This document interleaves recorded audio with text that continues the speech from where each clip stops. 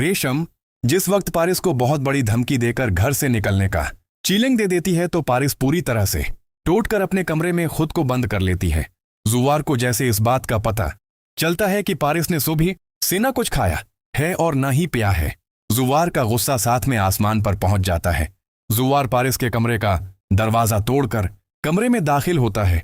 यहां पर पारिस रो रही होती है।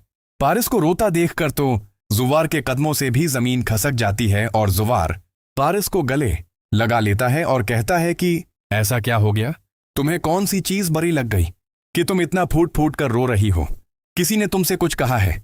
तो पारिस जुवार से कहती है कि यह हक तुम्हारी वजह से उस रेशम को मिला है जिसने मुझे इतना गलत बोला है, यहां तक बोल दिया इसने कि मैं तुम्हारे आगे पीछे घूम रही हूं और तुम्हारे पीछे पागल हो चुकी हूं।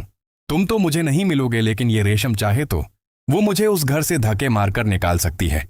ये बात सुनकर तो जुवार का गुस्सा बहुत ज्यादा बढ़ जाता है और जुवार पारिस से कहता है कि तुम यहीं पर बैठो, मैं अब देखता हूं।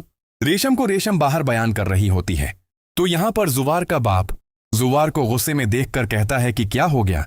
तो जुवार अपनी मां और रेशम को एक साथ खड़ा देखकर रेशम के मुंह पर जाकर तमांचा रसीद कर देता है। जैसे ही रेशम की मां और जुवार की मां देखती हैं तो वो दोनों जुवार को पकड़ लेती हैं और कहती हैं कि ऐसा भी क्या कर दिया रेशम ने कि तुम इस तरह से कर रहे हो। तो जुवार कहता है कि उसने मेरी नाजायज फायदा उठाया है, मेरी सादगी का और मेरे सब्र का उसको पता नहीं है, इसके साथ मैं क्या कर सकता हूं। ये बात सुनकर जुवार की मां कहती है कि तुमने रेशम पर हाथ उठाने की जरात कैसे की। तो जुवार सारी हकीकत बता देता है कि इसने पारिस को क्यों चीलिंग किया है कि वो इस घर से निकाल कर रहेगी पारिस को, जबकि पारिस एक मेहमान है और मेरी ड्यूटी है पारिस। ये बात सुनने के बाद यहां पर जुवार की मां कहती है कि हाँ बोलो रेशम में साथ तुमने पारिस के साथ क्यों किया। फारिस पीछे से जुवार के हाथ से पकड़कर रोक रही होती है और कहती है कि ऐसी कोई बात नहीं, तुम कुछ भी ना करो। लेकिन जुवार कहता है कि आज तो इंसाफ होकर रहेगा।